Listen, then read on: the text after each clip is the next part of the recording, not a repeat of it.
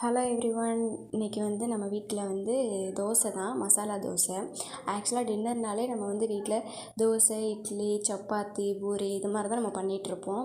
இங்கேயும் அப்படி தான்.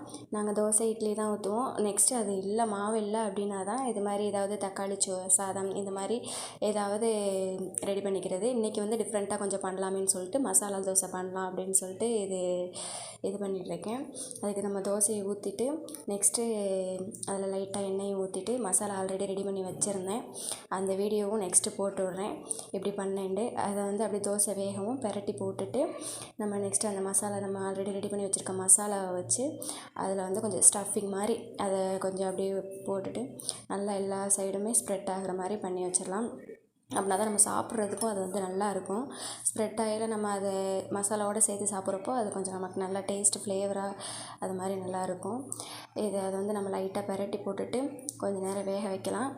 அதுக்கப்புறம் இந்த சைடை திருப்பி போட்டு 2 சைடுமே வேக வைக்கணும்ல, அதனால் இந்த சைடு திருப்பி போட்டு கொஞ்சம் வேக வச்சிடலாம்.